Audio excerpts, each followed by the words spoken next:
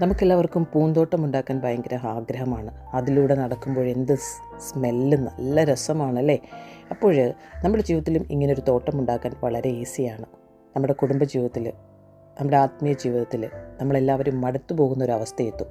എന്നാൽ 38 വർഷമായ ആ കടവിലിരുന്ന ആ മനുഷ്യൻ വെള്ളത്തിലിറങ്ങുമ്പോൾ എല്ലാവരും അവനേക്കാൾ മുമ്പേ കയറിപ്പോയി. 38 വർഷമായി ആരും അവനെക്കുറിച്ച് ചിന്തിച്ചതുപോലുമില്ല. നമ്മളും ദിവസങ്ങളും വർഷങ്ങളും എണ്ണി മടുത്തു പോകും. മതിയായി കർത്താവേ എന്ന് പറയുന്നൊരു സമയമുണ്ടാകും. പക്ഷേ ദൈവം വിശ്വസ്തനാണ്. ഹല്ലേലൂയ. അവൻ പറയും, എൻ്റെ ദയ നിൻ്റെയോട് കൂടെയുണ്ട്. യേശു തന്നെ ഇറങ്ങി വന്ന് അവനെ സൗഖ്യമാക്കി. ഇന്ന് നമ്മളോട് പറയാണ്, കർത്താവിൻ്റെ കരം കൂടെയുണ്ട്. നിന്നെ സഹിഷ്ണുത പഠിപ്പിക്കുകയാണ്.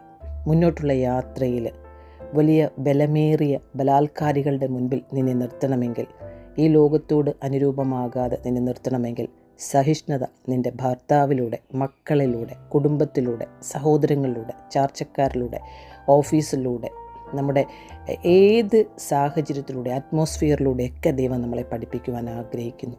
ഇന്നലെ ഞാൻ നട്ട ചെടികളിൽ എത്രയോ ഭയങ്കരമായ കാറ്റുകൾ വന്ന് കുറച്ച് നഷ്ടങ്ങളുണ്ടായി.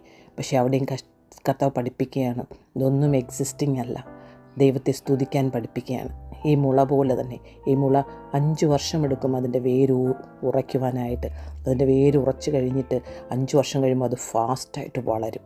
നമ്മുടെ ക്രിസ്തീയ ജീവിതവും നമ്മുടെ ജീവിതവും ഇതാണ് ദൈവം ആഗ്രഹിക്കുന്നത്. God has A great plan about you. എല്ലാവരും നിന്നെ വേദനിപ്പിക്കട്ടെ, എല്ലാവരും വിട്ടുപോകട്ടെ, പക്ഷേ നീ കേട്ട ശബ്ദത്തിൽ ഉറച്ചു നിൽക്കുക. നിൻ്റെ പൂന്തോട്ടം നിനക്ക് ഉണ്ടാക്കിയെടുക്കാൻ സാധിക്കും. നിങ്ങളുടെ എല്ലാവരുടെയും പൂന്തോട്ടങ്ങൾ സമൃദ്ധിയായി വളരട്ടെ എന്ന് ആഗ്രഹിക്കുന്നു. അതിന് ദൈവം നിങ്ങളെ സഹായിക്കട്ടെ. Never give up. ഒരു വൃക്ഷമായാൽ പ്രത്യാശയുണ്ട്, അത് വരും നിശ്ചയമേ. പാതാള ഗോപുരം ജയിക്കുകയില്ല. Receive it in the name of Jesus Christ.